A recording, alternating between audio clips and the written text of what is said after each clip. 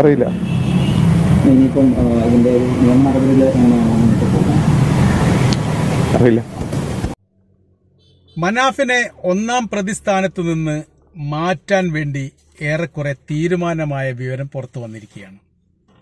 കുടുംബമാണ് മനാഫിനെ ഒന്നാം പ്രതി ചേർത്തുകൊണ്ട് സ്റ്റേഷനിൽ പരാതി നൽകുന്നു. അതിനോടനുബന്ധിച്ച് രൂക്ഷമായിരിക്കുന്ന കുടുംബ വിമർശനവുമായിട്ട് ബന്ധപ്പെട്ട സോഷ്യൽ മീഡിയയിലെ അഭിപ്രായങ്ങളും നിലപാടുകളും അവരെല്ലാം കൂടി പ്രതി ചേർത്തുകൊണ്ടാണ് കേസ് പുരോഗമിപ്പിക്കാൻ വേണ്ടിയിട്ട് തീരുമാനിച്ചത്. ഇപ്പോൾ അതിൻ്റെ രീതിക്കൊക്കെ മാറ്റം വന്നു.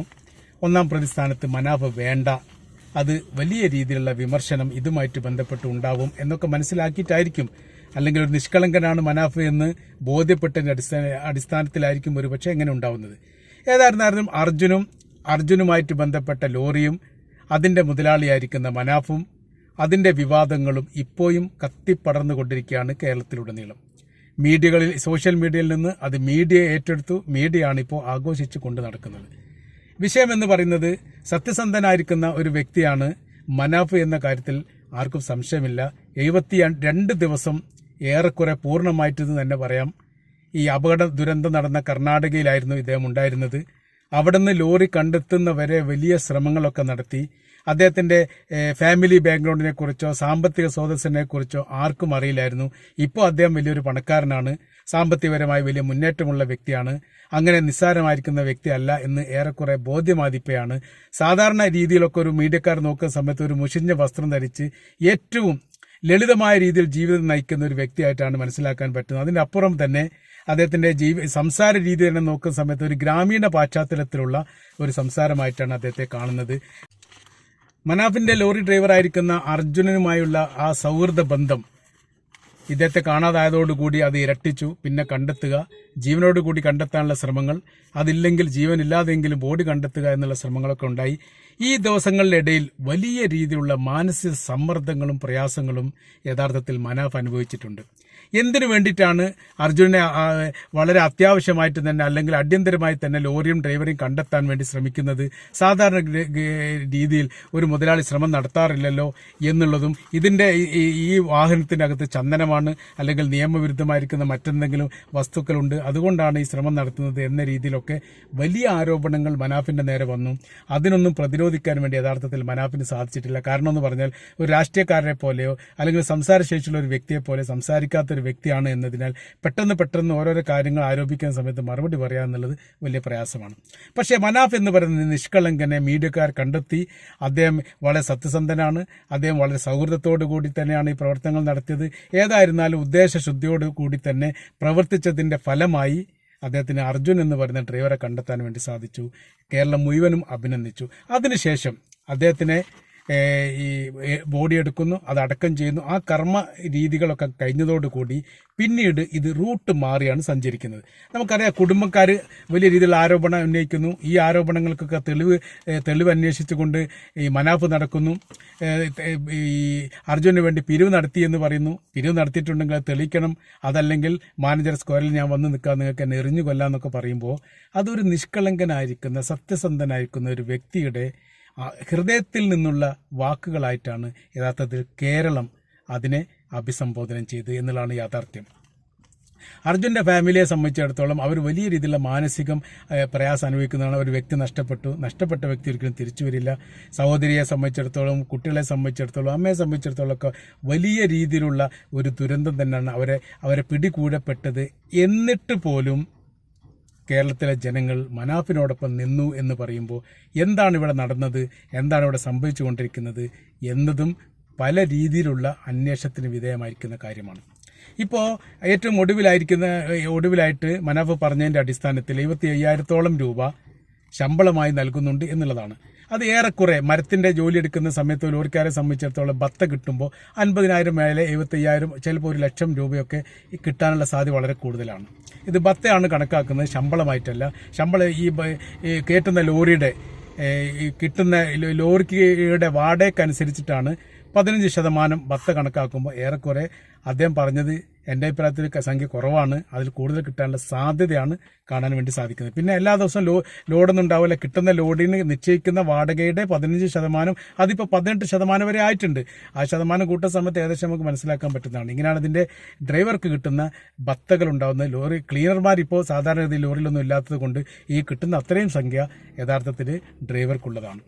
അപ്പോൾ ഇപ്പോഴത്തെ വിഷയം എന്ന് പറയുന്നത് ഇങ്ങനെ സർക്കാരിനെ സംബന്ധിച്ചിടത്തോളം സർക്കാരിൽ നിന്ന് ജോലി ലഭിച്ചിരിക്കുന്നു ഭാര്യയ്ക്ക് എന്നതൊക്കെ ഒരു നിത്യാവശ്യ ജീവിത രീതി അങ്ങോട്ട് പതുക്കെ മുന്നോട്ട് പോകുമെന്നല്ലാതെ ഒരു അത്യാവശ്യപരമായിരിക്കുന്ന ഒരു സാമ്പത്തിക സ്വരൂപണം ഉണ്ടാവണമെങ്കിൽ യഥാർത്ഥത്തിൽ ഇതൊന്നും ഉപകരിക്കില്ല എന്നുള്ള എല്ലാവർക്കും അറിയാവുന്നതാണ്.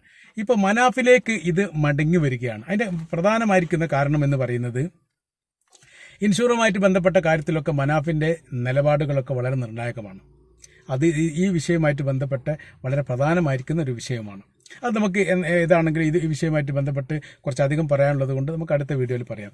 ഇപ്പോഴത്തെ നിലവിലെ സാഹചര്യം എന്ന് പറയുന്നത് കേരളത്തിൻ്റെ മനസാക്ഷി അങ്ങനെ തന്നെ മനാഫിനോടൊപ്പം നിൽക്കുന്നു.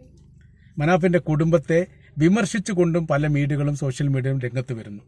അപ്പോൾ സഹതാപം കിട്ടേണ്ട കുടുംബത്തിന് സഹതാപം കിട്ടണമെങ്കിൽ പോലും യഥാർത്ഥത്തിൽ മനാഫിൻ്റെ നിലപാടിനനുസരിച്ച് എന്നിടത്തേക്ക് കാര്യങ്ങൾ പോവുകയാണ്. അപ്പോൾ അങ്ങനെ വരുന്ന സമയത്താണ് ഇവിടുത്തെ വിഷയം സങ്കീർണമാണ് എന്നുള്ളതും ഇത് ഒരു സമാധാനപരമായ രീതിയിലല്ലാത്ത രീതിയിൽ കൈവിട്ടു പോയി കഴിഞ്ഞാൽ ഒരിക്കലും പരിഹരിക്കാൻ പറ്റാത്ത സ്ഥിതിയിലേക്ക് കാര്യങ്ങൾ പോകും എന്നും ഏറെക്കുറെ രൂപപരിണാമം പ്രാപിച്ചിരിക്കുന്ന സ്ഥിതിയാണ് ഇപ്പോൾ നിലനിൽക്കുന്നത്. അപ്പോൾ അതുകൊണ്ട് തന്നെ സാമുദായികപരമായും ജാതീയപരമായും ഈ വിഷയം നീങ്ങിപ്പോകുന്നതിൻ്റെ ഒരുപാട് ഉദാഹരണങ്ങൾ ഈ അടുത്ത കാലത്തൊക്കെ പ്രത്യക്ഷമാണ്. ഇന്ന് സോഷ്യൽ മീഡിയ തുറന്നു നോക്കിയാലും മീഡിയകൾ തുറന്നു നോക്കിയാലും വളരെ പ്രധാനമായിരിക്കുന്ന വിഷയമായിട്ട് തന്നെ മനാഫിൻ്റെയും അർജുൻ്റെയും ലോറിയുമായിട്ട് ബന്ധപ്പെട്ട വിഷയം കാണാൻ വേണ്ടി സാധിക്കും. അതിൻ്റെ കാര്യം എന്ന് പറയുന്നത് ഒരു വ്യക്തി വളരെ വൈകാരികപരമായ രീതിയിൽ അദ്ദേഹത്തിൻ്റെ ഡ്രൈവറുടെ മൃതദേഹമെങ്കിലും കിട്ടാൻ വേണ്ടി ശ്രമം നടത്തി എന്ന് പറയുന്നത് ഒരുപക്ഷെ കേരള ചരിത്രത്തിൽ ആദ്യമായിട്ടാണ്. ഒരു ലോറി ഓണറെ സംബന്ധിച്ചിടത്തോളം ഒരു ഡ്രൈവർ നഷ്ടപ്പെട്ടു എന്ന് പറഞ്ഞാൽ അത് കണ്ടെത്താൻ വേണ്ടി ഒരു പരാതി കൊടുക്കാം. സ്വാഭാവികമായിട്ട് ഗവൺമെൻറ് തലത്തിൽ ഒരു പരാതി കൊടുക്കാം. പരാതി കൊടുക്കുന്ന ഡ്രൈവർ എവിടെ വെച്ചാൽ പരാതി കൊടുക്കുക? വീട്ടിൽ വെച്ചിട്ടായിരിക്കും. പരാതി കൊടുത്താൽ പിന്നെ അത് അന്വേഷിക്കേണ്ടതും അതുമായിട്ട് ബന്ധപ്പെട്ട കാര്യങ്ങളുടെ ഉത്തരവാദിത്തമൊക്കെ അതിൻ്റെ ഉദ്യോഗസ്ഥർക്കാണ്, അല്ലെങ്കിൽ ഗവൺമെൻറ്റിനാണ്. ഒരു പക്ഷേ മുതലാളിക്ക് 1-2 പ്രാവശ്യം ആ സ്ഥലത്തൊന്ന് പോയി സന്ദർശിക്കാറുണ്ട്. പക്ഷേ മനാഫ് അങ്ങനെയല്ല ഉണ്ടായത്. മനാഫ് ഒരു ലോറി ഉടമസ്ഥയിൽ നിന്ന് വ്യത്യസ്തമായ രീതിയിൽ രക്തബന്ധുവിനെ പോലെ യഥാർത്ഥത്തിൽ ഡ്രൈവറെ കിട്ടാൻ വേണ്ടി, അർജുനെ കിട്ടാൻ വേണ്ടി ശ്രമം നടത്തി എന്നുള്ളത് കേരളത്തിന് ബോധ്യപ്പെട്ടു എന്നുള്ളതാണ് ഏറ്റവും വലിയ വിഷയം. അങ്ങനെ ഈ കാര്യങ്ങൾ വിഷയങ്ങളായി വലിയ രീതിയിൽ അംഗീകാരം കുടുംബത്തിന് കിട്ടുന്നതിനേക്കാൾ മേലെ യഥാർത്ഥത്തിൽ മനാഫിന് കിട്ടുന്നു എന്നുള്ളതാണ് ഇവിടുത്തെ ഏറ്റവും വലിയ വിഷയമായിട്ട് നിലനിൽക്കുന്നത്.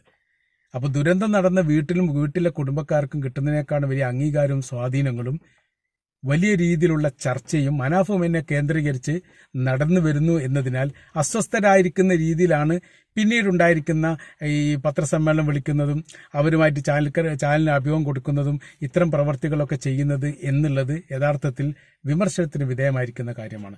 നമ്മൾ ഓരോരോ കമൻ്റ് എടുത്ത് പരിശോധിച്ച് നോക്കുന്ന സമയത്ത് അത് കൃത്യമായ രീതിയിൽ മനസ്സിലാക്കാൻ വേണ്ടി സാധിക്കുകയും ചെയ്യും. കേരളത്തിൻ്റെ ഹീറോ പരിവേഷത്തിലാണ് ഇപ്പോൾ മനാഫുള്ളത്. അത് അദ്ദേഹത്തിൻ്റെ നിഷ്കളങ്കമായിരിക്കുന്ന സംസാരങ്ങളും പ്രവൃത്തികളും സമീപനങ്ങളും രീതികളും മറ്റൊരു ജാതിയിൽപ്പെട്ട ഒരു ജോലിക്കാരനെ കണ്ടെത്താൻ വേണ്ടി നടത്തിയ ശ്രമങ്ങളുടെ ആത്മാർത്ഥത കണ്ടാണ് കേരളം അദ്ദേഹത്തിന് അംഗീകാരം നൽകിയത്. അപ്പോൾ ഈ അംഗീകാരം നൽകിയതോടനുബന്ധിച്ചുണ്ടായിരിക്കുന്ന മാനസിക പ്രയാസമുള്ളവർ, ബുദ്ധിമുട്ട് അനുഭവിക്കുന്നവർ, അങ്ങനെയൊന്നും ഒരു അംഗീകാരം കിട്ടേണ്ട ആവശ്യമില്ല എന്ന് തോന്നുന്നവരാണ് ഇപ്പോൾ ജാതീയപരമായിരിക്കുന്ന വിഷയങ്ങളെല്ലാം ചേർത്ത് വെച്ചുകൊണ്ട് പരാതി നൽകിയത്. പിന്നീട് അതങ്ങനെ പരാതി മുന്നോട്ട് പോകുന്ന സമയത്ത് അതിൻ്റെതായിരിക്കുന്ന പ്രതിസന്ധിയും വിഷമങ്ങളും പ്രയാസങ്ങളും കുറച്ച് കഴിഞ്ഞാൽ ഉണ്ടാവും എന്ന് മനസ്സിലാക്കിയതിൻ്റെ അടിസ്ഥാനത്തിലായിരിക്കാം ഒരു പക്ഷേ 1-ാം പ്രതിസ്ഥാനത്ത് നിന്ന് മനാഫിനെ മാറ്റിയ വിവരങ്ങൾ പുറത്തു വരുന്നത്. പിന്നെ ഈ കേസ് നിലനിൽക്കുമോ ഇല്ല എന്നുള്ളതൊക്കെ കണ്ടറിയേണ്ട വിഷയമാണ്. ഏതായിരുന്നാലും ഒരാളെ സഹായിച്ചിട്ട് മനാഫിന് കിട്ടിയിരിക്കുന്ന പ്രതിഫലം വലിയ രീതിയിലുള്ള മാനസിക പ്രയാസമുണ്ടാക്കുന്നതാണ് എന്ന് അദ്ദേഹം പറയുമ്പോൾ തന്നെ നമ്മൾക്കത് ഊഹിക്കാവുന്നതേ ഉള്ളൂ. ഒരു വിഷയത്തിൽ ഇടപെടുകയും സംസാരിക്കുകയും ഒരു വിഷയവുമായിട്ട് ബന്ധപ്പെട്ട് നമ്മൾ സമീപിക്കുകയും ചെയ്യുന്ന സമയത്ത് ആലോചിച്ചും കൃത്യതയോടും കൂടി വേണം എന്ന് യഥാർത്ഥത്തിൽ മനാഫ് പറയാതെ പറയുകയാണ്. ഈ ഒരു സംഭവം നിസ്സാരമായിരിക്കുന്ന കാര്യമായിട്ടല്ല, അതൊരു വലിയ മഹാസംഭവമായിട്ട് തന്നെ യഥാർത്ഥത്തിൽ ഇപ്പോൾ വിലയിരുത്തുന്നു. ഏറ്റവും ഒടുവിൽ ഇപ്പോൾ വിവരം കിട്ടുന്നതിൻ്റെ അടിസ്ഥാനത്തിൽ പറയുമ്പോൾ ഈ ഒരു കഥ സിനിമ സിനിമയാവാനുള്ള സാധ്യതയുണ്ട് എന്നുകൂടി പറയുമ്പോൾ ഇതിൻ്റെ ഒരു ആത്മാർത്ഥത, മനാഫ് എന്ന് പറയുന്ന കഥാപാത്രം അല്ലെങ്കിൽ മനാഫ് എന്ന് പറയുന്ന വ്യക്തി ഈ ഒരു വിഷയവുമായിട്ട് ബന്ധപ്പെട്ട് അദ്ദേഹം കാണിച്ചതിൻ്റെ ആത്മാർത്ഥത വളരെ ഗൗരവമുള്ളതാണ് എന്നുള്ളത് മീഡിയക്കാരും സോഷ്യൽ മീഡിയയും കേരളവും സമ്മതിച്ചിരിക്കുന്ന കാര്യമാണ് എന്ന് നമുക്ക് മനസ്സിലാക്കാൻ വേണ്ടിയിട്ട് സാധിക്കുന്നതാണ്.